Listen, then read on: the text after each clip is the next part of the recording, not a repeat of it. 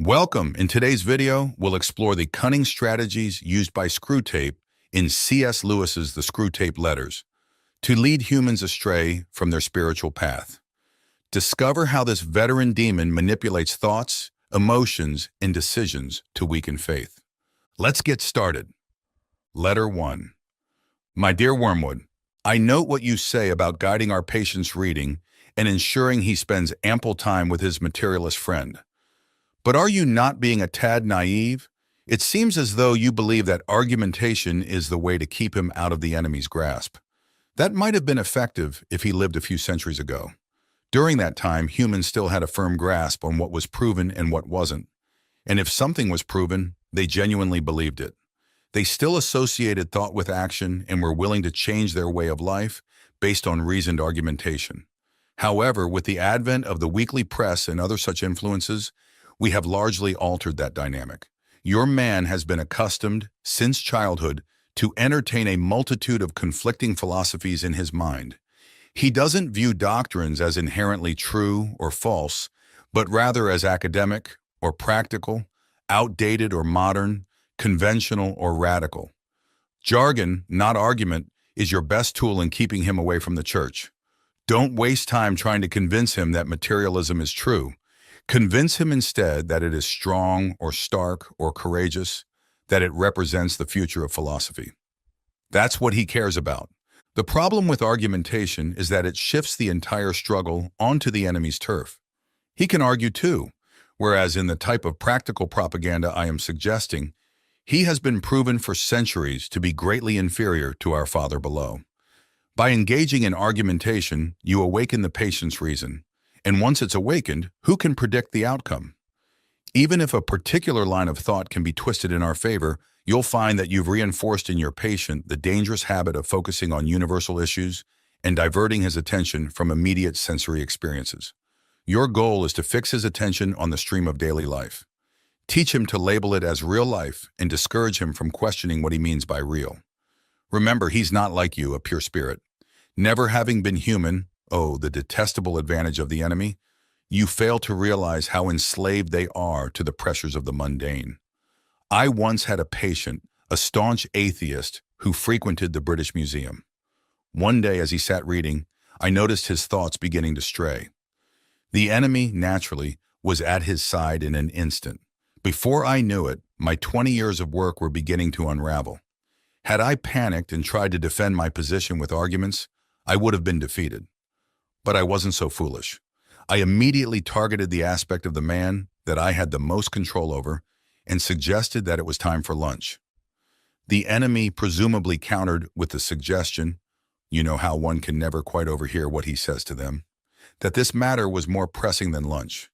At least, I believe that must have been his argument, for when I responded, exactly, in fact, far too important to address at the end of the morning, the patient visibly perked up. And by the time I added, much better to return after lunch with a fresh perspective, he was already halfway out the door. Once he hit the street, the battle was won. I showed him a newsboy shouting the noon edition and a number 73 bus passing by, and before he reached the bottom of the stairs, I had instilled in him an unshakable conviction that, regardless of the odd ideas that might come to a man's mind when he's alone with his books, a healthy dose of real life, by which he meant the bus and the newsboy, was enough to prove that all that sort of thing simply couldn't be true. He realized he'd narrowly escaped, and in later years he enjoyed discussing that inarticulate sense for actuality, which is our ultimate safeguard against the aberrations of mere logic. He's now safely ensconced in our Father's house. Do you begin to see the point? Thanks to the processes we set in motion centuries ago, they find it nearly impossible to believe in the unfamiliar when the familiar is right before their eyes.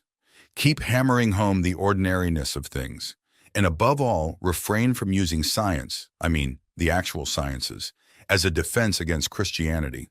It will only encourage him to ponder realities he can't touch or see. There have been unfortunate cases among the modern physicists. If he insists on delving into science, steer him toward economics and sociology. Don't let him stray from that invaluable real life. But the most effective approach is to prevent him from reading any science at all, and instead give him the impression that he's already familiar with it all, and that everything he's picked up from casual conversation and reading is the result of modern investigation. Remember, your task is to confuse him. Judging by the way some of you young fiends talk, one might think our job was to educate. The first letter in C.S. Lewis's discussion begins with the advice for the patient to spend time with a materialist friend, setting the stage for an exploration of materialism's challenges to Christian beliefs. This initial suggestion underpins Lewis's broader critique of modern cultural challenges to Christianity, emphasizing the foundational role of materialism in his arguments. He uses his subsequent works to illustrate various aspects of materialism's limitations and dangers. In Miracles, Lewis critiques materialism's inability to provide a rational foundation for reason, highlighting its philosophical inadequacies. In The Abolition of Man, he discusses the erosion of human dignity stemming from a materialistic disregard for beauty, suggesting a devaluation of non-materialistic qualities. In The Problem of Pain, Lewis argues that materialism fails to offer a satisfying explanation for pain or a comforting prospect, contrasting it with the spiritual hope offered by Christianity. From the outset of the Screwtape letters, the titular character, Screwtape, dismisses the use of logical argument as a means to detract the patient from God, critiquing the modern reliance on utility over truth. Screwtape advises his pupil, Wormwood, to prioritize the appearance of strength and courage in materialism over its truthfulness, thus highlighting the strategic use of jargon over logical reasoning. Lewis contrasts this approach in his writings, showcasing his adeptness in argumentation and presenting a counter-narrative to the Enlightenment's claims. He posits that true reasoning necessitates a spiritual dimension, an insight that led him to Christianity after recognizing the insufficiency of rationalism and materialism in fully explaining the world. In the concluding remarks of the first letter, Screwtape reflects on the enduring skepticism towards the unfamiliar, a skepticism fostered by Enlightenment principles that prioritize tangible, measurable knowledge. This irony is not lost on Lewis, who points out that even scientific knowledge relies on the unprovable assumption of an orderly and reliable world. By having Screwtape caution against logic, Lewis confronts the cultural misconception that science and faith are inherently contradictory, advocating for a synthesis of faith and rational inquiry. Letter 2. My dear Wormwood, I note with grave displeasure that your patient has become a Christian. Do not entertain the hope that you will evade the usual penalties. Indeed, in your better moments, I trust you would hardly even wish to do so. In the interim, we must make the best of the situation. There is no need to despair. Hundreds of these adult converts have been reclaimed after a brief stint in the enemy's camp and are now with us. All the habits of the patient, both mental and physical, are still in our favor. One of our greatest allies at present is the church itself. Do not misunderstand me. I do not mean the church as we perceive her to be spread, but rather the church throughout all time and space, rooted in eternity, formidable as an army with banners. That, I confess, is a spectacle that unsettles even our boldest tempters. But fortunately, it remains entirely invisible to these humans. All your patient sees is the half-completed ersatz Gothic structure on the new development estate. Upon entering, he encounters the local grocer, with a rather oily expression, eager to offer him one shiny little book containing a liturgy neither of them understands, and one shabby little book containing corrupted texts of numerous religious lyrics, mostly inferior and in minuscule print. As he takes his seat and surveys his surroundings, he sees only the assortment of neighbors whom he had previously avoided. It is imperative that you exert substantial pressure on those neighbors. Keep his mind oscillating between the phrase, the body of Christ, and the actual countenances in the neighboring pew. It matters very little, of course, who actually occupies that neighboring pew. Even if you know one of them to be a formidable adversary on the enemy's side, it makes no difference. Your patient, thanks to our Father below, is a fool. Provided any of those neighbors sing off-key, have squeaky boots, possess double chins, or wear peculiar attire, the patient will readily conclude that their religion must therefore be absurd in some manner. At his current stage, you see, he envisions Christians in his mind as spiritual beings, although in reality, his perception is largely visual. His mind is inundated with images of togas, sandals, armor, and bare legs, and the mere fact that the other congregants wear contemporary clothing poses a genuine, albeit unconscious, challenge to him. Never allow this issue to surface. Never permit him to ponder what he expected them to resemble.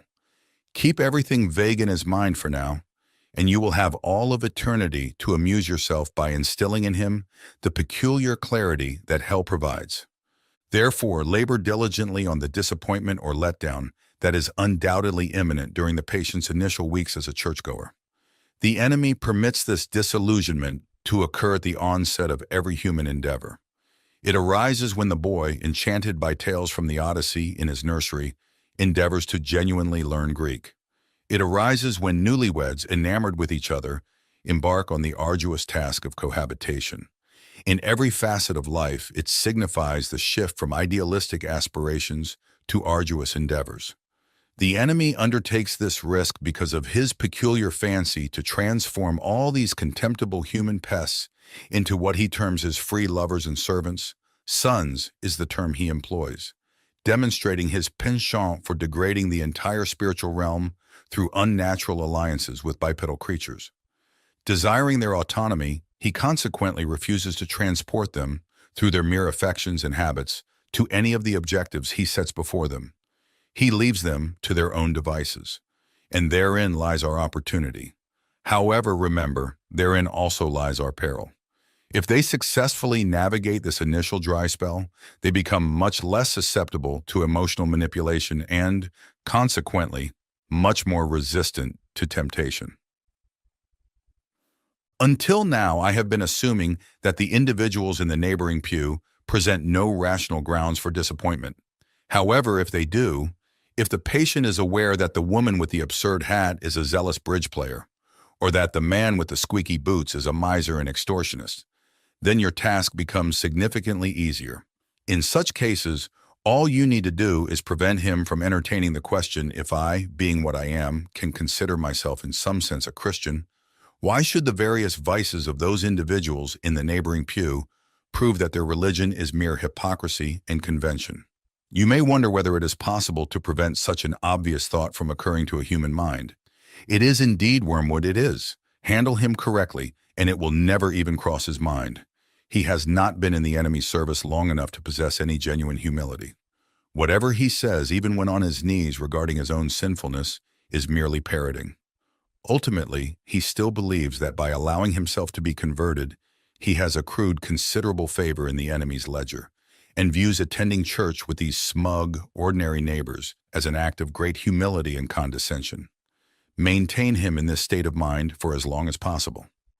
In the second letter of C.S. Lewis's The Screwtape Letters, the narrative progresses as the patient, previously at risk of converting to Christianity, has now embraced the faith.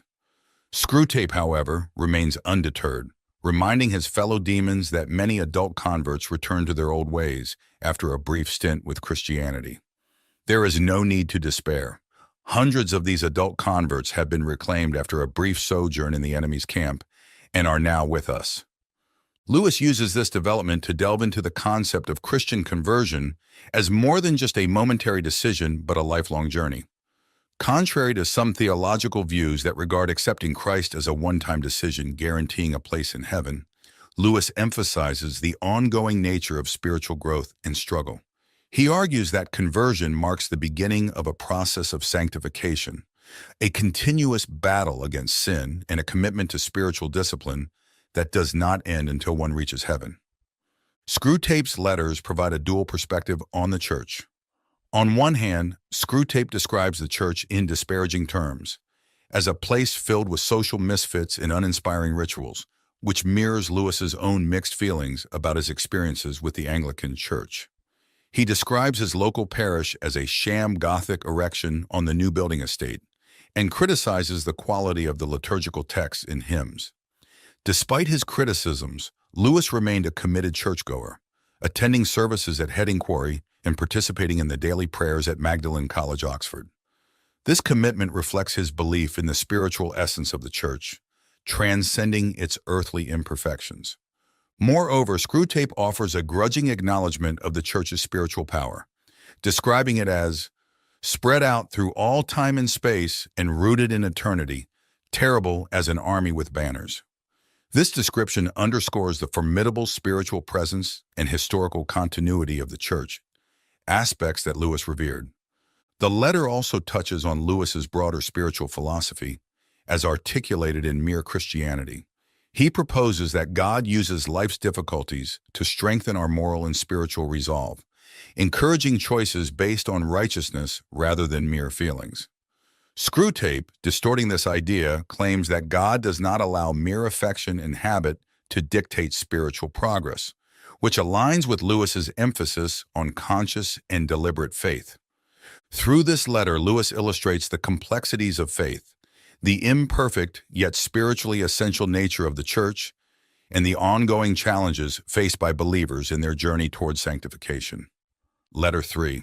My dear Wormwood, I am exceedingly pleased with the information you've shared regarding this man's relationship with his mother.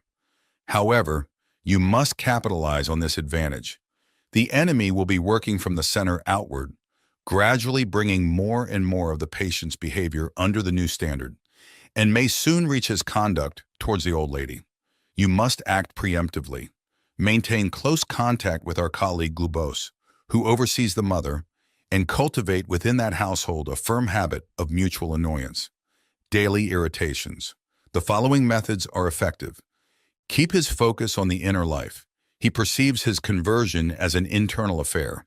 Thus, his attention is primarily directed towards the states of his own mind, or rather, towards that sanitized version of them, which you should allow him to see. Foster this. Divert his attention from basic duties towards advanced and spiritual ones. Exacerbate that most useful human trait, the aversion and neglect of the obvious. You must bring him to a state where he can engage in self-examination for an hour without discovering any of those truths about himself, which are glaringly obvious to anyone who has lived in the same household or worked in the same office. It is undoubtedly impossible to prevent him from praying for his mother, but we have methods to render those prayers harmless. Ensure they are always very spiritual, that he is perpetually concerned with the state of her soul and never with her physical ailments. This serves two purposes. Firstly, it keeps his attention fixed on what he perceives as her sins, which with a little guidance from you, can be made to mean any of her actions that inconvenience or irritate him. Thus you can exacerbate the wounds of the day, even while he is on his knees. The process is not at all challenging, and you will find it quite entertaining. Secondly, since his notions about her soul will be crude and often erroneous, he will to some extent be praying for an imaginary person, and it will be your task to gradually make that imaginary person less and less like the real mother, the sharp-tongued old lady at the breakfast table. In due time, you may create such a divide that no thoughts or feelings from his prayers for the imagined mother will ever influence his treatment of the real one. I've had patients so well manipulated that they could swiftly transition from fervent prayers for a spouse or child's soul to verbally or physically abusing the real spouse or child without any sense of remorse. After living together for many years, two humans often develop tones of voice and facial expressions that are nearly unbearable to each other. Exploit this. Make your patient acutely aware of that specific lift of his mother's eyebrows that he detested in his childhood, and encourage him to dwell on how much he despises it. Let him assume that she knows how aggravating it is and does it deliberately to annoy him. If you're proficient at your job, he won't notice the enormous improbability of this assumption. And naturally, never let him suspect that he also has tones and expressions that similarly irritate her. As he cannot perceive himself, this is easily managed. In civilized life, domestic animosity often manifests in innocuous-sounding remarks that, when delivered in a particular tone or context, feel like a blow to the face. To perpetuate this dynamic, you and Glubose must ensure that each of these two individuals holds a sort of double standard. Your patient must insist that all of his utterances be taken at face value and judged solely on their literal meaning, while simultaneously evaluating all of his mother's utterances with the most hypersensitive interpretation of tone, context, and perceived intent. She must be encouraged to do the same to him. Thus, from every disagreement, they can both emerge convinced or nearly convinced of their own innocence. You know the scenario. I simply inquire about dinner time and she becomes enraged. Once this pattern is firmly established, you have the delightful situation of humans uttering remarks with the explicit intention of causing offense, yet feeling aggrieved when offense is taken. Finally, provide me with information about the old lady's religious stance. Is she at all envious of the new element in her son's life? Does she feel slighted that he should learn from others, and so belatedly what she believes she offered him ample opportunity to learn in childhood? Does she think he is making a great fuss about it, or that he's receiving it on excessively favorable terms? Remember the elder brother in the enemy's narrative. In the third letter of the Screwtape letters, C.S. Lewis delves into the subtleties of sin within the context of personal and domestic life, revealing how everyday interactions and internal attitudes can become arenas for spiritual conflict. Lewis underscores that sin is not limited to overt, grievous actions like theft or adultery, but often manifests in the ordinary and overlooked aspects of daily life. Lewis highlights how Satan exploits common misunderstandings about sin, particularly the notion that smaller internal missteps, such as jealousy, irritability, or pride, are inconsequential. Yet it is precisely in these areas of thought and attitude where the struggle for moral integrity begins. Screwtape, the experienced tempter, would likely encourage such underestimation of sin to foster complacency and hypocrisy. A significant aspect of this letter involves our interactions with those closest to us. Lewis points out that our spiritual adversaries often push us towards being judgmental of others while ignoring our own faults. This is vividly illustrated through Jesus' admonition about the speck and the plank in Matthew 7. 3:5, where the hypocrisy of focusing on others' minor issues while ignoring one's significant shortcomings is condemned. Lewis uses this biblical passage to remind readers that true spiritual clarity comes from self-reflection and correction before critiquing others. Reflecting on his personal experiences, Lewis shares a poignant example from his own life. During World War I, he and his friend Patty Moore made a pact to take care of each other's parents should one of them fall in battle. After Patty's death, Lewis fulfilled this promise by caring for Mrs. Moore for over 30 years. This act of long-term commitment demonstrates Lewis's application of Christian principles in his personal life, even when faced with challenges such as Mrs. Moore's disapproval of his church attendance post-conversion. This disapproval added another layer to his domestic trials, illustrating the ongoing nature of spiritual tests within personal relationships. Through this letter, Lewis effectively conveys that the spiritual journey involves continual vigilance against both overt and subtle temptations, particularly within the intimate spheres of domestic life and personal thoughts. Letter 4. My dear Wormwood, the amateurish suggestions in your recent letter signal to me that it is high time for me to address the painful subject of prayer fully. You might have refrained from remarking that my advice regarding his prayers for his mother proved singularly unfortunate. Such comments are not fitting for a nephew to write to his uncle, nor for a junior tempter to the undersecretary of a department. Additionally, it displays an unpleasant inclination to shift responsibility. You must learn to bear the consequences of your own mistakes. The most effective approach, where possible, is to deter the patient from engaging in earnest prayer altogether. When dealing with an adult recently reconverted to the enemy's faction, as in your case, it is best accomplished by encouraging him to recall, or believe he recalls, the mechanical nature of his prayers in childhood. This may lead him to strive for something entirely spontaneous, inward, informal, and irregular. Essentially, an attempt to evoke within himself a vaguely devout mood devoid of genuine willpower and intellect. One of their poets, Coleridge, has noted that he did not pray with moving lips and bended knees, but simply composed his spirit to love and experienced a sense of supplication.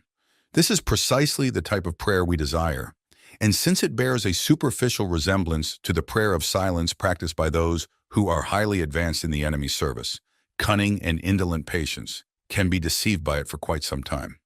At the very least, they can be convinced that their bodily position does not affect their prayers, for they consistently forget what you must always remember, that they are animals, and whatever their bodies do impacts their souls.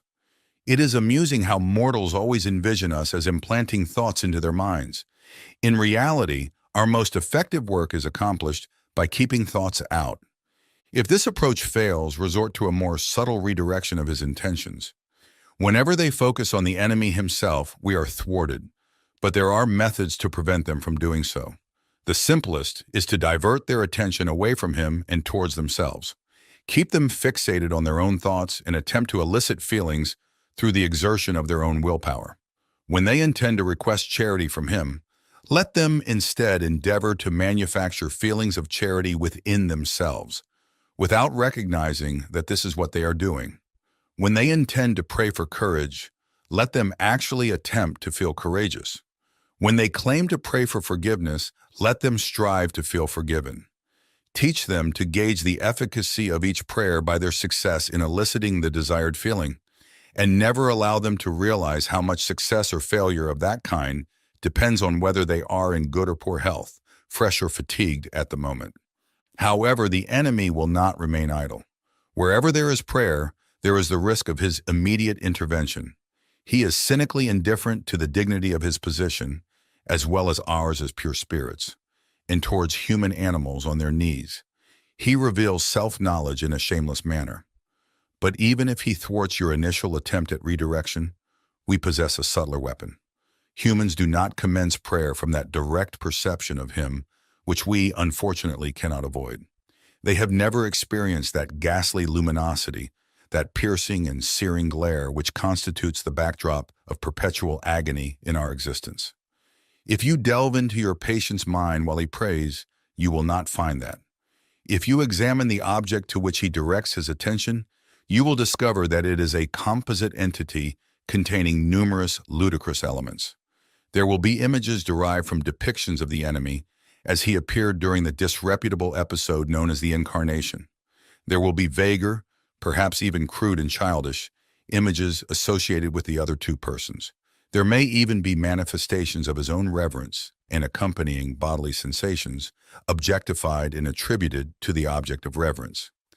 I have encountered cases where what the patient referred to as his God was actually situated up and to the left at the corner of the bedroom ceiling, or within his own mind, or embodied in a crucifix on the wall. But regardless of the nature of the composite object, you must ensure that he prays to it, to the entity he has fashioned, rather than to the person who fashioned him. You may even encourage him to attach great significance to the correction and improvement of his composite object, and to maintain its presence in his imagination throughout the entire prayer. For if he ever makes the distinction, if he consciously directs his prayers not to what I perceive thou art, but to what thou truly art, our situation becomes momentarily dire.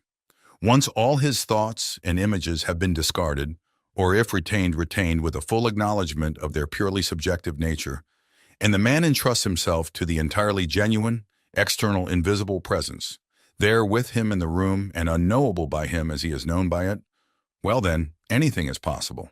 In avoiding this situation, this genuine exposure of the soul in prayer, you will be aided by the fact that humans themselves do not desire it as fervently as they believe. Sometimes one can receive more than they bargained for. In the fourth letter of the Screwtape letters, C.S. Lewis tackles the complexities of prayer and the pitfalls of emotional and mental distractions in spiritual practices. He critiques the reliance on achieving a prayerful mood or an emotionally driven devotional state, which he views as vulnerable to demonic misdirection. Lewis illustrates this through Screwtape's guidance to Wormwood on how to manipulate the patient. Screwtape advises fostering an environment where the patient is drawn away from direct communication with God and instead becomes entangled in a jumble of informal, spontaneous thoughts about God and personal feelings. The danger here, as Lewis sees it, is that such a devotional approach can lead to a form of mental idolatry where the feelings about prayer become more important than the prayer itself. For Lewis, the essence of prayer lies not in the emotional experience, but in the deliberate act of addressing God, maintaining a clear and purposeful connection. He values the act of prayer over the feeling of being in a prayerful state, emphasizing that true spiritual value is found in intentional and regular communication with God, regardless of the emotional state. While Lewis acknowledges the role of silent prayer in spiritual life, He notes its suitability primarily for those who are spiritually mature. In his later work, Letters to Malcolm, chiefly on prayer, Lewis discusses his own practice of silent prayer, highlighting its challenges and its importance. He describes successful silent prayer as an advanced spiritual exercise that requires one to be at the top of one's form, indicating the level of concentration and spiritual readiness needed. Additionally, Lewis touches on the inherent fears and resistances humans have toward God's presence. He suggests that while Christians may claim to desire God's presence, there is also an underlying fear of truly encountering the divine, reflecting the biblical narrative of Adam and Eve hiding after their sin.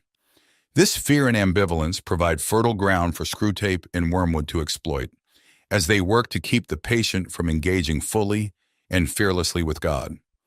Overall, in this letter, Lewis delves deep into the spiritual discipline required for effective prayer, cautioning against allowing emotions or mental images to overshadow the primary goal of direct and intentional communion with God. He underscores the ongoing spiritual battle that involves not only external temptations, but also internal challenges in maintaining a focused and disciplined prayer life. Letter 5. My dear Wormwood, it's somewhat disappointing to anticipate a detailed report on your endeavors and instead receive such a vague outpouring as your last letter. You claim to be delirious with joy because the European humans have initiated another of their wars. I can discern precisely what has transpired with you. You're not delirious, you're simply intoxicated. Reading between the lines of your notably imbalanced account of the patient's sleepless night, I can fairly accurately reconstruct your state of mind.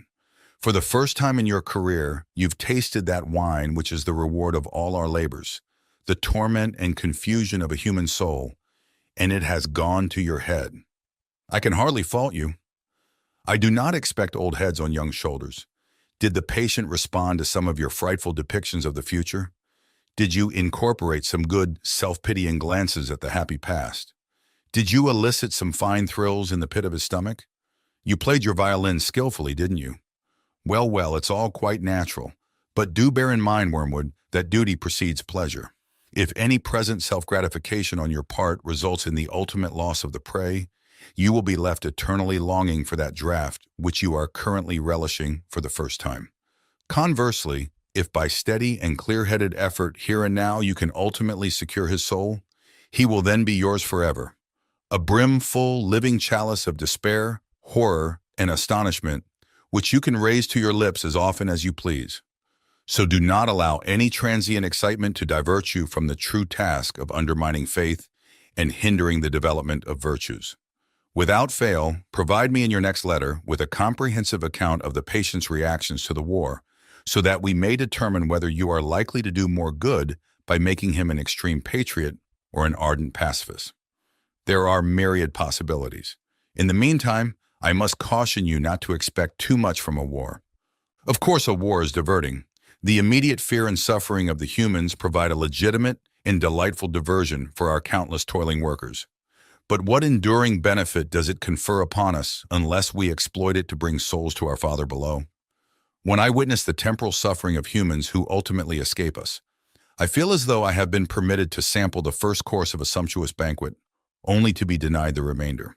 It is worse than not having tasted it at all. The enemy, true to his barbaric methods of warfare, allows us to witness the brief misery of his favorites only to tantalize and torment us. To deride the incessant hunger which during this current phase of the great conflict, his blockade is undeniably imposing. Therefore, let us contemplate how to utilize rather than how to enjoy this European war. For it possesses certain inherent tendencies which are, in themselves, by no means favorable to us. We may anticipate a considerable amount of cruelty and unchastity, but if we are not cautious, we may observe thousands turning to the enemy in this tribulation, while tens of thousands who do not go so far as that will nonetheless have their attention diverted from themselves to values and causes which they perceive to be higher than the self. I am aware that the enemy disapproves of many of these causes, but therein lies his unfairness. He frequently claims as prizes humans who have sacrificed their lives for causes he deems unworthy, on the monstrously fallacious grounds that the humans regarded them as virtuous and were following the best they knew. Consider also the undesirable deaths that occur in wartime.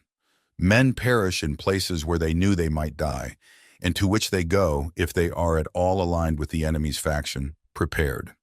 How much more advantageous for us if all humans expired in costly nursing homes amidst doctors who lie, nurses who lie, friends who lie, as we have trained them, promising life to the dying, encouraging the belief that illness excuses every indulgence, and even if our workers perform their duties proficiently, withholding all suggestion of a priest, lest it should reveal to the sick man his true condition. And how detrimental for us is the perpetual recollection of death which war imposes. One of our most effective weapons, contented worldliness, is rendered impotent. In wartime, not even a human can entertain the delusion that he will live forever. I am aware that Screwtape and others have perceived in wars a significant opportunity for assaults on faith, but I believe that perspective was overstated. The enemy's human adherents have all been explicitly informed by him that suffering is an essential component of what he terms redemption. Thus, a faith which is shattered by a war or a pestilence cannot genuinely have been worth the trouble of shattering. I am presently referring to diffuse suffering over an extended period, such as the war will engender. Naturally, in moments of terror, bereavement, or physical agony, you may catch your man when his reason is temporarily suspended. Yet even then, if he appeals to enemy headquarters, I have discovered that the post is nearly always defended.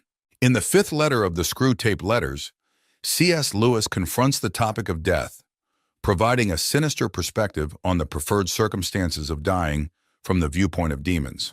Screwtape, the senior demon advising his nephew Wormwood, expresses a preference for human deaths that occur in settings like nursing homes, where deceit and denial about the reality of death can be cultivated and exploited.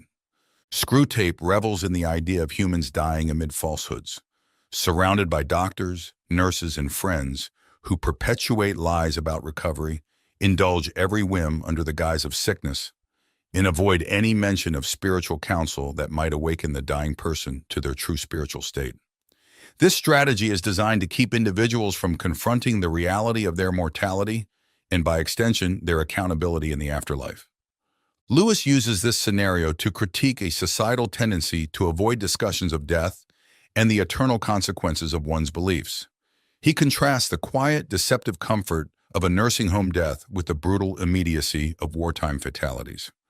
In war, individuals often face their mortality directly and may be more open to spiritual reflection and preparation, conditions that Screwtape deems undesirable. Reflecting on his own experiences as a veteran of the First World War and writing during the ongoing conflict of the Second World War, Lewis understood the stark confrontations with death that combatants face.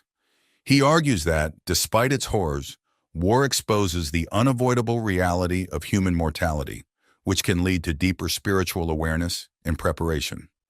This idea resonates with the biblical injunction from Psalm 90:12, which calls on people to number our days that we may gain a heart of wisdom. Lewis suggests that by acknowledging the inevitability of death, individuals can live more purposefully and wisely. The letter also touches on personal experiences with death in a more contemporary setting, like hospices, where discussions about faith and eternity can be contentious and unwelcome. Lewis uses these observations to underscore the importance of facing death with a clear understanding of one's beliefs and the consequences they carry into the afterlife. Overall, Letter 5 of the Screwtape letters challenges readers to reconsider societal attitudes towards death, encouraging a more open acknowledgement of mortality as a means to spiritual depth and readiness. Letter 6. I am delighted to hear that your patient's age and profession make it possible, but by no means certain, that he will be called up for military service. We want him to be in the maximum uncertainty so that his mind will be filled with contradictory pictures of the future, every one of which arouses hope or fear. There is nothing like suspense and anxiety for barricading a human's mind against the enemy. He wants men to be concerned with what they do. Our business is to keep them thinking about what will happen to them. Your patient will, of course, have picked up the notion that he must submit with patience to the enemy's will. What the enemy means by this is primarily that he should accept with patience the tribulation which has actually been dealt out to him, the present anxiety and suspense. It is about this that he is to say, "Thy will be done," and for the daily task of bearing this, that the daily bread will be provided. It is your business to see that the patient never thinks of the present fear as his appointed cross, but only of the things he is afraid of. Let him regard them as his crosses. Let him forget that, since they are incompatible, they cannot all happen to him, and let him try to practice fortitude and patience to them all in advance. For real resignation at the same moment to a dozen different and hypothetical fates is almost impossible, and the enemy does not greatly assist those who are trying to attain it. Resignation to present and actual suffering, even where that suffering consists of fear, is far easier and is usually helped by this direct action. An important spiritual law is here involved. I have explained that you can weaken his prayers by diverting his attention from the enemy himself to his own states of mind about the enemy. On the other hand, fear becomes easier to master when the patient's mind is diverted from the thing feared to the fear itself, considered as a present and undesirable state of his own mind. And when he regards the fear as his appointed cross, he will inevitably think of it as a state of mind. One can therefore formulate the general rule: in all activities of mind which favor our cause, encourage the patient to be unself-conscious and to concentrate on the object. But in all activities favorable to the enemy, bend his mind back on itself. Let an insult or a woman's body so fix his attention outward that he does not reflect, "I am now entering into the state called anger," or the state called lust. Contrariwise, let the reflection, "My feelings are now growing more devout," or more charitable. So fix his attention inward that he no longer looks beyond himself to see our enemy or his own neighbors. As regards his more general attitude to the war, you must not rely too much on those feelings of hatred which the humans are so fond of discussing in Christian or anti-Christian periodicals. In his anguish, the patient can, of course, be encouraged to revenge himself by some vindictive feelings directed towards the German leaders, and that is good so far as it goes. But it is usually a sort of melodramatic or mythical hatred directed against imaginary scapegoats. He has never met these people in real life. They are lay figures modeled on what he gets from newspapers. The results of such fanciful hatred are often most disappointing. And of all humans, the English are in this respect the most deplorable milksops. They are creatures of that miserable sort who loudly proclaim that torture is too good for their enemies, and then give tea and cigarettes to the first wounded German pilot who turns up at the back door. Do what you will, there is going to be some benevolence as well as some malice in your patient's soul. The great thing is to direct the malice to his immediate neighbors whom he meets every day, and to thrust his benevolence out to the remote circumference, to people he does not know. The malice thus becomes wholly real, and the benevolence largely imaginary. There is no good at all in inflaming his hatred of Germans if, at the same time, a pernicious habit of charity is growing up between him and his mother, his employer, and the man he meets in the train. Think of your man as a series of concentric circles, his will being the innermost, his intellect coming next, and finally his fantasy. You can hardly hope at once to exclude from all the circles everything that smells of the enemy.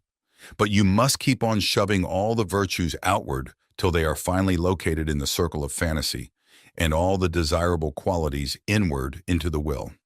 It is only in so far as they reach the will and are there embodied in habits that the virtues are really fatal to us.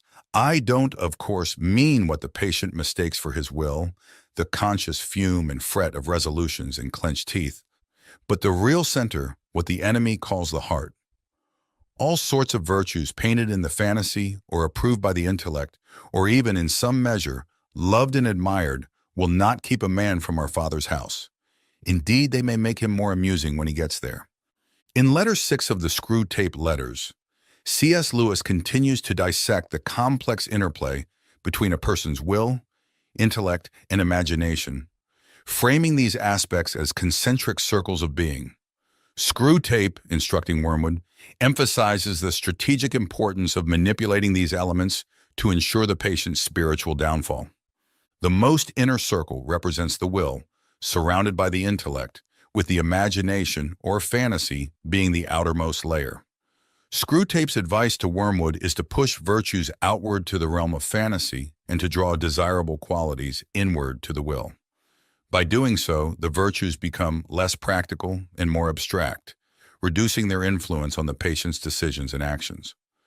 Lewis points out that true sins, the ones that have real spiritual consequences, are matters of action influenced by the will, not just by transient feelings or imaginative fantasies.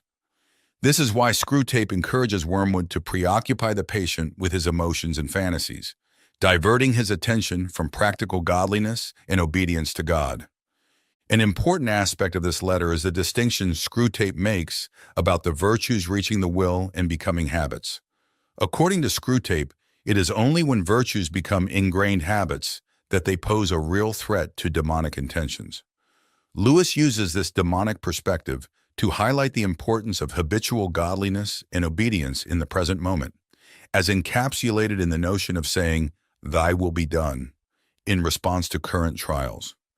Moreover, Lewis stresses that while our primary focus in spiritual life should be on actions derived from a trained will, the roles of intellect and fantasy should not be underestimated. These aspects, while less directly influential on the will, shape and inform our moral landscape. Lewis himself, through his vast literary output, from the Chronicles of Narnia to Mere Christianity, demonstrates the value of engaging both the imagination and the intellect as pathways to understanding deeper spiritual truths. This letter thus serves not only as a tactical guide for Wormwood, but also as a reflection on the holistic nature of human experience, where imagination, intellect, and will interact in complex ways to shape our spiritual lives. Lewis underscores the need for vigilance and discipline across all these dimensions to safeguard against spiritual manipulation and to cultivate a life of enduring virtue and obedience to God. Letter 7. My dear Wormwood, I wonder why you should ask me whether it is essential to keep the patient in ignorance of your own existence. That question, at least for the present phase of the struggle, has been answered for us by the High Command. Our policy, for the moment, is to conceal ourselves. Of course, this has not always been the case. We are really faced with a cruel dilemma. When humans disbelieve in our existence, we lose all the pleasing results of direct terrorism, and we make no magicians. On the other hand, when they believe in us, we cannot make them materialists and skeptics. At least, not yet. I have great hopes that we shall learn in due time how to emotionalize and mythologize their science to such an extent that what is, in effect, belief in us, though not under that name, will creep in while the human mind remains closed to belief in the enemy. The life force, the worship of sex, and some aspects of psychoanalysis may here prove useful. If once we can produce our perfect work, the materialist magician, the man not using but veritably worshiping what he vaguely calls forces while denying the existence of spirits, then the end of the war will be in sight. But in the meantime, we must obey our orders. I do not think you will have much difficulty in keeping the patient in the dark. The fact that devils are predominantly comic figures in the modern imagination will help you.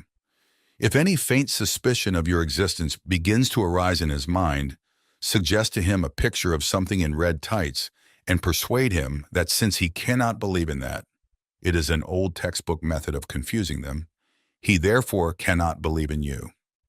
I had not forgotten my promise to consider whether we should make the patient an extreme patriot or an extreme pacifist. All extremes, except extreme devotion to the enemy, are to be encouraged. Not always, of course, but at this period. Some ages are lukewarm and complacent, and then it is our business to soothe them yet faster asleep. Other ages, of which the present is one, are unbalanced and prone to faction, and it is our business to inflame them. Any small coterie, bound together by some interest which other men dislike or ignore, tends to develop inside itself a hothouse mutual admiration, and towards the outer world, a great deal of pride and hatred which is entertained without shame, because the cause is its sponsor and it is thought to be impersonal. Even when the little group exists originally for the enemy's own purposes, this remains true. We want the church to be small, not only that fewer men may know the enemy, but also that those who do may acquire the uneasy intensity and the defensive self-righteousness of a secret society or a clique. The church herself is, of course, heavily defended, and we have never yet quite succeeded in giving her all the characteristics of a faction. But subordinate factions within her have often produced admirable results, from the parties of Paul and of Apollos at Corinth down to the high and low parties in the Church of England.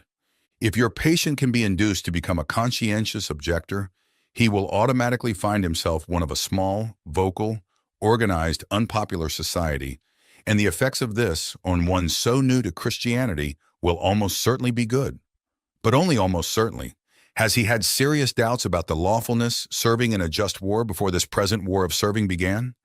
Is he a man of great physical courage, so great that he will have no half-conscious misgivings about the real motives of his pacifism?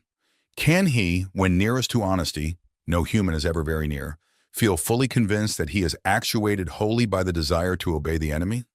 If he is that sort of man, his pacifism will probably not do us much good, and the enemy will probably protect him from the usual consequences of belonging to a sect. Your best plan in that case would be to attempt a sudden, confused, emotional crisis from which he might emerge as an uneasy convert to patriotism. Such things can often be managed. But if he is the man I take him to be, try pacifism. Whichever he adopts, your main task will be the same. Let him begin by treating the patriotism or the pacifism as a part of his religion. Then let him, under the influence of partisan spirit, come to regard it as the most important part. Then quietly and gradually nurse him onto the stage at which the religion becomes merely part of the cause, in which Christianity is valued chiefly because of the excellent arguments it can produce in favor of the British war effort or of pacifism. The attitude which you want to guard against is that in which temporal affairs are treated primarily as material for obedience. Once you have made the world an end, in faith a means, you have almost won your man, and it makes very little difference what kind of worldly end he is pursuing. Provided that meetings, pamphlets, policies, movements, causes, and crusades matter more to him than prayers and sacraments and charity, he is ours. And the more religious, on those terms, the more securely ours. I could show you a pretty cageful down here. Letter 7 addresses two main issues: whether demons ought to make their existence known, and the dangerous, diabolical temptation to make Christianity a means in service to a cause. Screwtape says that the presence of Satan and demons was common knowledge in ages past. That is, among many cultures throughout much of human history. In the modern age, somewhere around the time of the Enlightenment, the diabolical realm chose to go incognito as a result of naturalism, rationalism, and materialism. Screwtape prefers the modern denial of a spiritual realm because it creates a materialistic worldview and allows for the complete dismissal of God, heaven, hell, angels, and demons. Remember, in much of his writing, Lewis is eager to point to the destructive power of materialism. In this letter, for example, he has Screwtape envision what might be called an advanced materialistic option. The materialist magician, the man not using but veritably worshiping what he vaguely calls forces while denying the existence of spirits. In addition to obscuring the spiritual and accentuating the material, a favorite diabolical strategy is to turn Christianity into a means to some end other than God. The subject under discussion in this letter is patriotism during World War II and whether the patient should be encouraged to be a patriot or a pacifist. Whichever he adopts, your main task will be the same. Let him begin by treating the patriotism or the pacifism as a part of his religion. Then let him, under the influence of partisan spirit, come to regard it as the most important part. Then quietly and gradually nurse him onto the stage at which the religion becomes merely part of the cause, in which Christianity is valued chiefly because of the excellent arguments it can produce in favor of the British war effort or of pacifism. The contemporary version of this strategy reveals itself in the discussion of the current moral temperature of the United States. The argument goes that the use of drugs, the decline of the family, the rise of crime, etc., means that what we really need is a spiritual revival, which is true. And here is the diabolical nature of the argument. The true goal and end of a revival, the surrender to the lordship of Christ and participation in the community of Christ, is subverted into a desire to make America a good place in which to live. It is indisputable that the fruit of conversion produces good citizens and a good society. However, good citizens and a good society are never the goals of conversion. When that happens, a heavenly spiritual goal becomes merely a means of attaining an earthly social goal. As Screwtape says, once you have made the world an end and faith a means, you have almost won your man. There is another diabolical strategy mentioned in this letter that is worth pointing out: the push to extremes. Screwtape says, all extremes, except extreme devotion to the enemy, are to be encouraged, especially when the present age is unbalanced and prone to faction, and it is our business to inflame them. Letter 8. My dear Wormwood, so you have great hopes that the patient's religious phase is dying away, have you? I always thought the training college had gone to pieces since they put old Slubgob at the head of it. And now I am sure. Has no one ever told you about the law of undulation? Humans are amphibians, half spirit and half animal. The enemy's determination to produce such a revolting hybrid was one of the things that determined our Father to withdraw his support from him. As spirits, they belong to the eternal world, but as animals, they inhabit time. This means that while their spirit can be directed to an eternal object, their bodies, passions, and imaginations are in continual change, for to be in time means to change. Their nearest approach to constancy, therefore, is undulation, the repeated return to a level from which they repeatedly fall back, a series of troughs and peaks. If you had watched your patient carefully, you would have seen this undulation in every department of his life. His interest in his work, his affection for his friends, his physical appetites all go up and down. As long as he lives on earth, periods of emotional and bodily richness and liveliness will alternate with periods of numbness and poverty. The dryness and dullness through which your patient is now going are not, as you fondly suppose, your workmanship. They are merely a natural phenomenon which will do us no good unless you make good use of it. To decide what the best use of it is, you must ask what use the enemy wants to make of it, and then do the opposite. Now, it may surprise you to learn that in his efforts to get permanent possession of a soul, he relies on the troughs even more than on the peaks. Some of his special favorites have gone through longer and deeper troughs than anyone else. The reason is this: to us, a human is primarily good. Our aim is the absorption of its will into ours, the increase of our own area of selfhood at its expense. But the obedience which the enemy demands of men is quite a different thing. One must face the fact that all the talk about his love for men and his service being perfect freedom is not, as one would gladly believe, mere propaganda, but an appalling truth. He really does want to fill the universe with a lot of loathsome little replicas of himself, creatures whose life, on its miniature scale, will be qualitatively like his own. Not because he has absorbed them, but because their wills freely conform to his. We want cattle who can finally become food. He wants servants who can finally become sons. We want to suck in. He wants to give out. We are empty and would be filled. He is full and flows over. Our war aim is a world in which our Father below has drawn all other beings into himself. The enemy wants a world full of beings united to him, but still distinct. And that is where the troughs come in. You must have often wondered why the enemy does not make more use of his power to be sensibly present to human souls in any degree he chooses and at any moment. But you now see that the irresistible and the indisputable are the two weapons which the very nature of his scheme forbids him to use. Merely to override a human will, as his felt presence in any but the faintest and most mitigated degree would certainly do, would be for him useless. He cannot ravish. He can only woo. For his ignoble idea is to eat the cake and have it. The creatures are to be one with him, but yet themselves. Merely to cancel them or assimilate them will not serve. He is prepared to do a little overriding at the beginning. He will set them off with communications of his presence which, though faint, seem great to them with emotional sweetness, an easy conquest over temptation. But he never allows this state of affairs to last long. Sooner or later he withdraws, if not in fact, at least from their conscious experience, all those supports and incentives. He leaves the creature to stand up on its own legs, to carry out from the will alone duties which have lost all relish. It is during such trough periods, much more than during the peak periods, that it is growing into the sort of creature he wants it to be. Hence the prayers offered in the state of dryness are those which please him best. We can drag our patients along by continual tempting because we design them only for the table, and the more their will is interfered with, the better. He cannot tempt to virtue as we do to vice. He wants them to learn to walk and must therefore take away his hand. And if only the will to walk is really there, he is pleased even with their stumbles. Do not be deceived, Wormwood. Our cause is never more in danger than when a human, no longer desiring but intending to do our enemy's will, looks round upon a universe from which every trace of him seems to have vanished, and asks why he has been forsaken and still obeys. But of course, the troughs afford opportunities to our side also.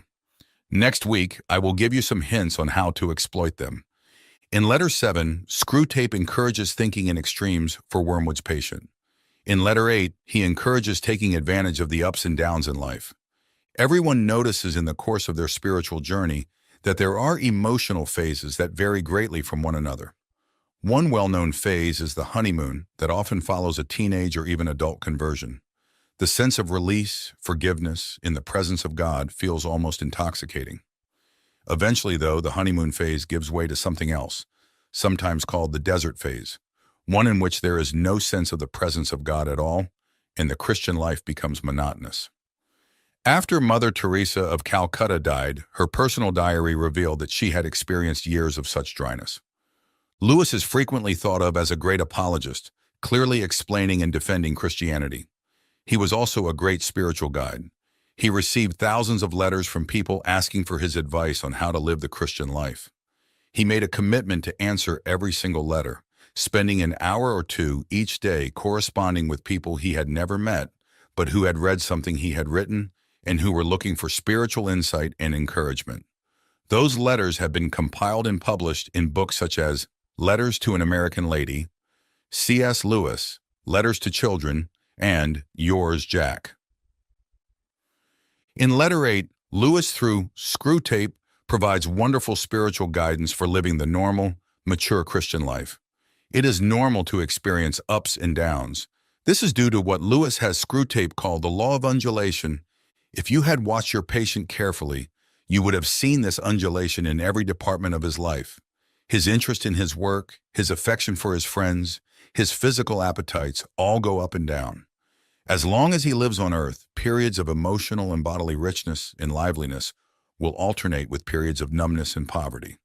The dryness and dullness through which your patient is now going are not, as you fondly suppose, your workmanship. They are merely a natural phenomenon which will do us no good unless you make a good use of it. Lewis encourages us to understand that though we might prefer emotionally satisfying periods in our spiritual journeys, it is the dry times, or troughs, according to the law of undulation, that most shape our souls. Screwtape knows the true power of those dry periods. Sooner or later, the enemy withdraws, if not in fact, at least from their conscious experience, all those supports and incentives. He leaves the creature to stand up on its own legs, to carry out from the will alone duties which have lost all relish. It is during such trough periods, much more than during the peak periods, that it is growing into the sort of creature he wants it to be. Hence the prayers offered in the state of dryness are those which please him best. It's good to know, and even a comfort, to know that when our spiritual journey is difficult, God is not absent and will never abandon us. He is always working, however we feel, to shape our souls and conform us to the image of Christ.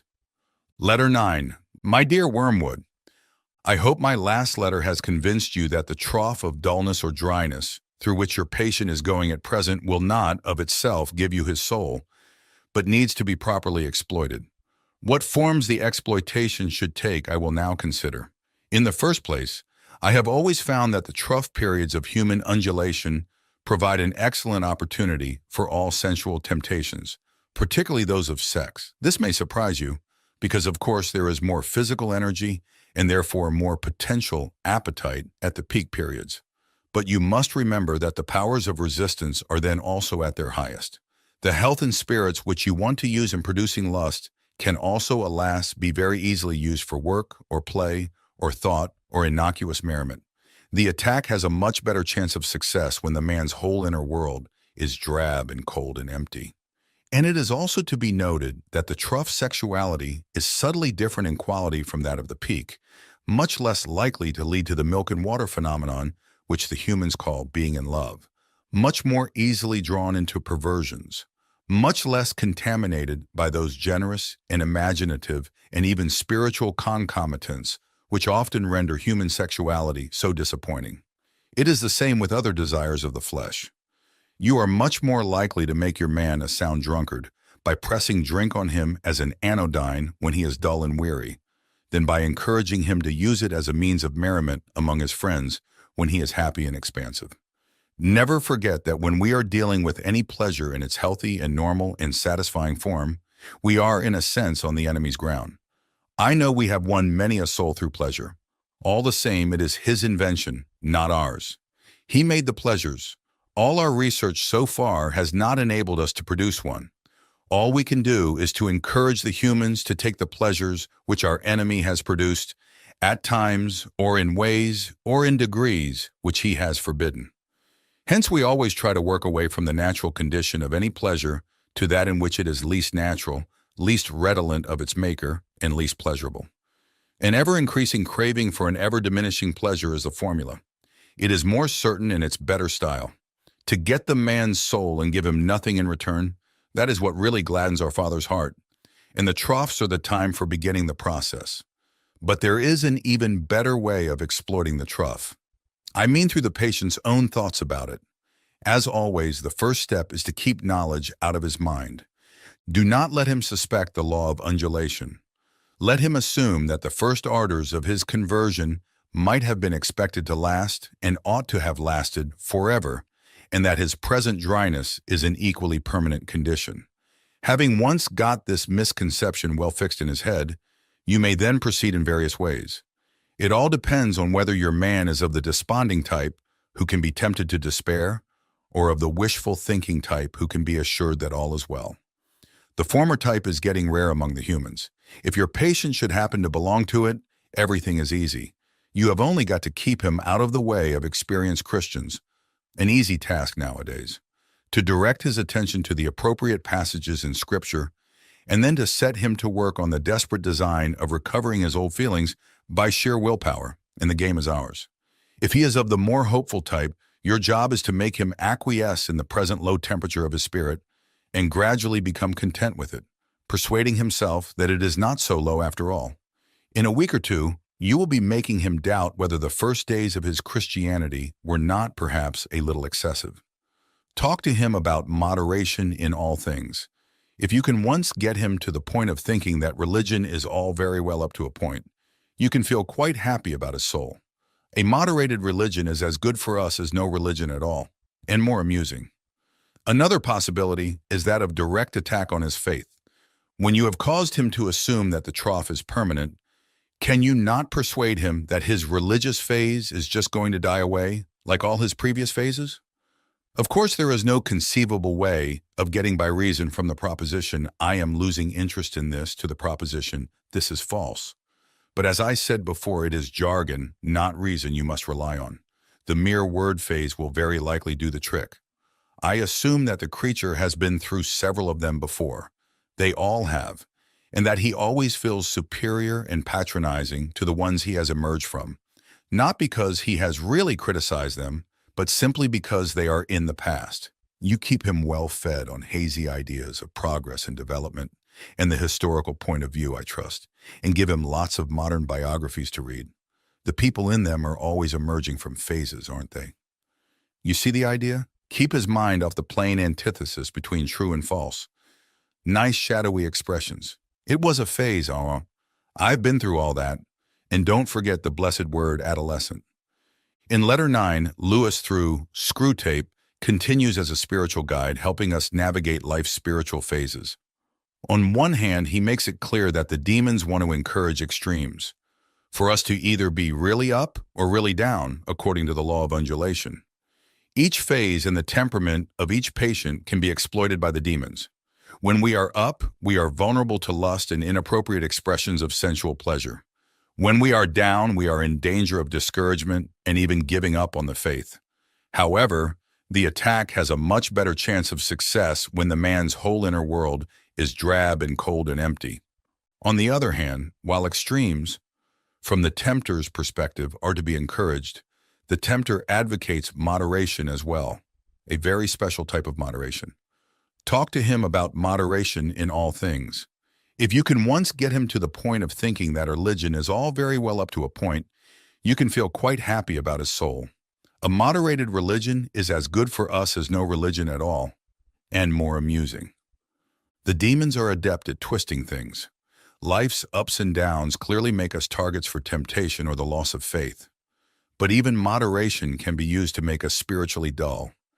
Jesus even warns against it, telling the church at Laodicea that because they were lukewarm, neither hot nor cold, he was about to spit them out of his mouth. Reverend 3:16. Another issue to be considered involves pleasure. While the demons tempt us with pleasure, Wormwood must never forget that when we are dealing with any pleasure in its healthy and normal and satisfying form, we are, in a sense, on the enemy's ground. I know we have won many a soul through pleasure. All the same, it is his invention, not ours. He made the pleasures. All our research so far has not enabled us to produce one. All we can do is to encourage the humans to take the pleasures which our enemy has produced, at times, or in ways, or in degrees, which he has forbidden. After Mrs. Moore died in 1951, Lewis was delivered from a life burden and found his life to be rather pleasant and easygoing. During that period, he wrote to a friend saying, "Pray for me." He knew that there were temptations and spiritual dangers, even in the best of times. Letter 10. My dear Wormwood, I was delighted to hear from Triptweeze that your patient has made some very desirable new acquaintances, and that you seem to have used this event in a really promising manner. I gather that the middle-aged married couple who called at his office are just the sort of people we want him to know. Rich, smart, superficially intellectual, and brightly skeptical about everything in the world. I gather they are even vaguely pacifist, not on moral grounds, but from an ingrained habit of belittling anything that concerns the great mass of their fellow men, and from a dash of purely fashionable and literary communism. This is excellent, and you seem to have made good use of all his social, sexual, and intellectual vanity. Tell me more. Did he commit himself deeply? I don't mean in words. There is a subtle play of looks and tones and laughs by which a mortal can imply that he is of the same party as those to whom he is speaking. That is the kind of betrayal you should specially encourage, because the man does not fully realize it himself, and by the time he does, you will have made withdrawal difficult. No doubt he must very soon realize that his own faith is in direct opposition to the assumptions on which all the conversation of his new friends is based. I don't think that matters much, provided that you can persuade him to postpone any open acknowledgement of the fact, and this with the aid of shame, pride, modesty, and vanity will be easy to do.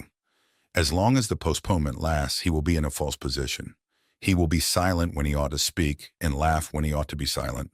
He will assume, at first only by his manner, but presently by his words, all sorts of cynical and skeptical attitudes, which are not really his. But if you play him well, they may become his. All mortals tend to turn into the thing they are pretending to be. This is elementary. The real question is how to prepare for the enemy's counterattack. The first thing is to delay as long as possible the moment at which he realizes this new pleasure as a temptation. Since the enemy's servants have been preaching about the world as one of the great standard temptations for 2,000 years, this might seem difficult to do. But fortunately, they have said very little about it for the last few decades. In modern Christian writings, though I see much, indeed more than I like, about Mammon, I see few of the old warnings about worldly vanities, the choice of friends, and the value of time. All that your patient would probably classify as Puritanism. And may I remark in passing that the value we have given to that word is one of the really solid triumphs of the last 100 years. By it, we rescue annually thousands of humans from temperance, chastity, and sobriety of life. Sooner or later, however, the real nature of his new friends must become clear to him, and then your tactics must depend on the patient's intelligence. If he is a big enough fool, you can get him to realize the character of the friends only while they are absent. Their presence can be made to sweep away all criticism. If this succeeds, he can be induced to live, as I have known many humans live, for quite long periods, two parallel lives. He will not only appear to be, but actually be, a different man in each of the circles he frequents. Failing this, there is a subtler and more entertaining method. He can be made to take a positive pleasure in the perception that the two sides of his life are inconsistent. This is done by exploiting his vanity. He can be taught to enjoy kneeling beside the grocer on Sunday just because he remembers that the grocer could not possibly understand the urbane and mocking world which he inhabited on Saturday evening. And contrariwise, to enjoy the bawdy and blasphemy over coffee with these admirable friends, all the more because he is aware of a deeper spiritual world within him which they cannot understand. You see the idea. The worldly friends touch him on one side and the grocer on the other, and he is the complete, balanced, complex man who sees round them all. Thus, while being permanently treacherous to at least two sets of people, he will feel, instead of shame, a continual undercurrent of self-satisfaction. Finally, if all else fails, you can persuade him, in defiance of conscience, to continue the new acquaintance on the ground that he is, in some unspecified way, doing these people good by the mere fact of drinking their cocktails and laughing at their jokes, and that to cease to do so would be priggish, intolerant, and, of course, puritanical.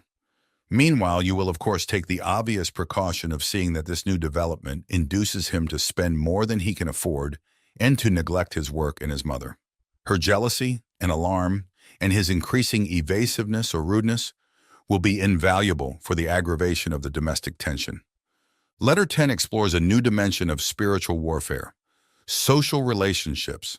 The patient has just been introduced to a new social set, just the sort of people that PBS and British TV love to show as the Oxford-Cambridge set of the 1940s and 50s, privileged, upper-class, intellectual snobs who love to use cutting, snide humor.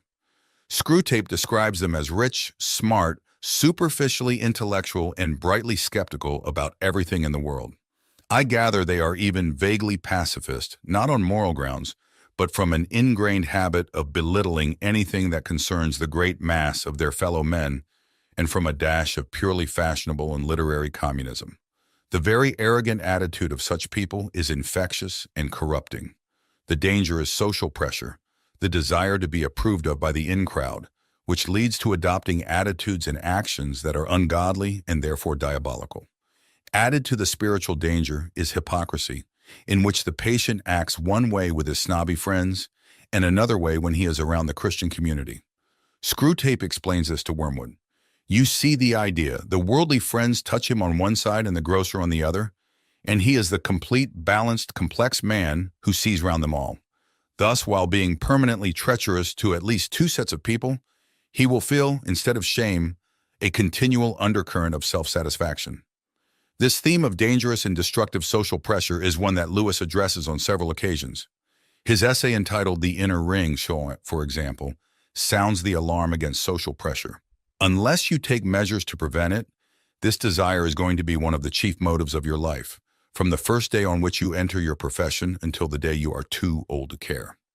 He expands upon this theme in several of his fictional works. In The Silver Chair, Eustace Scrubb discovers Jill Pole crying. Jill was running from them, the inner ring of bullies who controlled her school's social structure. Together, Jill and Eustace escape into Narnia and begin their adventures. In that hideous strength, Mark Studdock, an aspiring academic at a fictional college that feels a lot like Oxford or Cambridge, falls under the spell of an inner ring. Through their influence and his hunger to be in the inner circle, Mark is drawn deeper and deeper into a dark, diabolical plot. Another comment of note in this letter is Screwtape's dictum, all mortals turn into the thing they are pretending to be. Lewis sees this as a powerful principle for good and for ill. In Mere Christianity, he suggests that those of us who desire to grow spiritually, even if we don't feel very holy or righteous, should pretend that we are anyway, for if we do this, eventually our play acting will become a reality. Lewis explains, do not waste time bothering whether you love your neighbor. Act as if you did. As soon as we do this, we find one of the great secrets. When you are behaving as if you love someone, you will presently come to love him. If you injure someone you dislike, you will find yourself disliking him more. Lewis here is functioning as our spiritual guide. Again, he wants us to know that choosing to do what is right, whether we feel like it or not, shapes our souls in ways that are conforming us to the image of Christ. Christ. Christ. Christ. Christ. Christ, Christ, Christ, Christ.